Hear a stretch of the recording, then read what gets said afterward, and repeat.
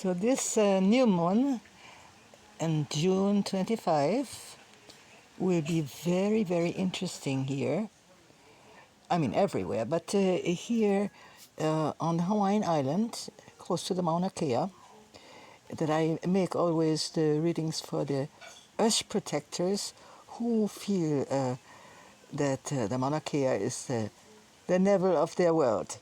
And whether you live here or not, if you see what is the spiritual potential of Hawaii for the whole world, you are welcome to relate to what I have to say.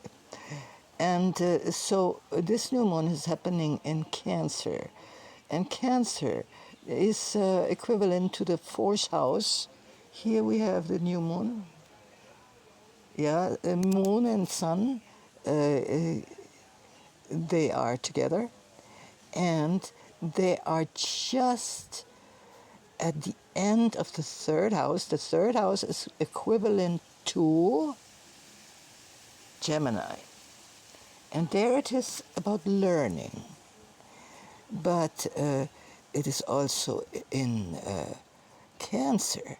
And Cancer is the place of mother and child, of family.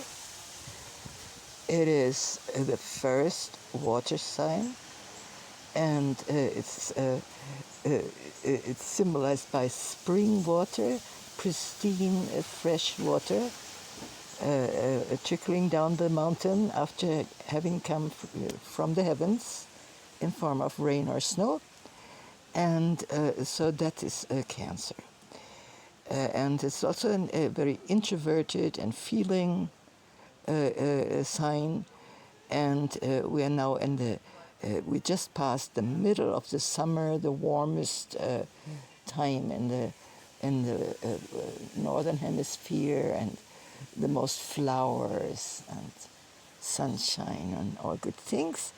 And so this new moon will not be without tension.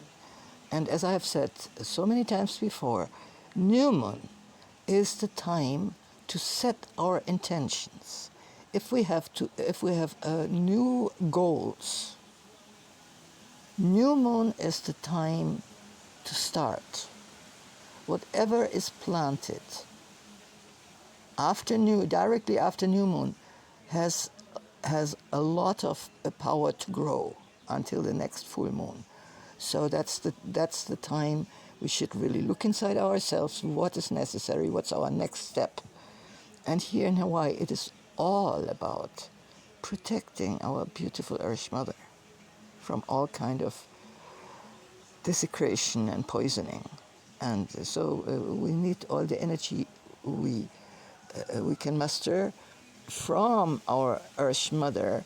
And so this is it's a time to really relate to this protecting motherly spirit. And there we will be able to get the energy from Mars. Here's Mars, yeah, in the 6th house and in Virgo. And Mars will enable us to be nitpicking correct in our service. The 6th house is equivalent to Virgo. So here we have Mars in the 6th house and in Virgo. So Mars will go through all the books, and if there's one cent missing or too much, it has to be corrected. Nitpicking, but in service. And we can see that Mars here is in a grand trine, yeah, to the mission in Capricorn. Now the 10th house, this is the 10th house, is empty. So right now there is a mission, and that is rock bottom, hardest stone in Capricorn. Yeah, so nitpicking Mars is allowing whatever is needed in the public eye, because the 10th house and Capricorn is identical. This is the same kind of vibration. So we have here 10th house and Capricorn. But where it's really going to happen is in the 11th house, and 11th house again is in Aquarius. Same. Yeah. So in Aquarius, it is all about social innovation and also justice. Yeah.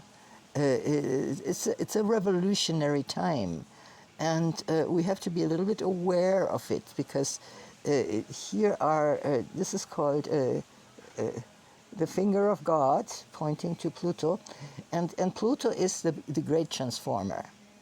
Last time Pluto was in Aquarius, there was the French Revolution, and it ended in it was a horrible bloodbath. And then who came next? Self-declared emperor Napoleon, a small guy with a big ego that marched all the way to Moscow. Yeah. So that was the last time Pluto was in Aquarius.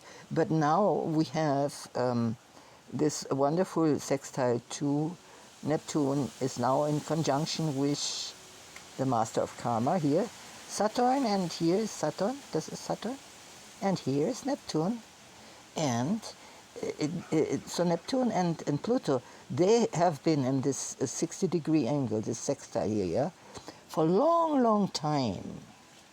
And this is all the generations that are actively with the compassion of Neptune and the transformational will of Pluto to work on making the world a better place. How that to be done, there are so many different opinions that it is frightening, but people are working on it. I'm making a break here. I hope I will deliver another part. Depends on how my internet goes. So that this doesn't become too long to be uploaded.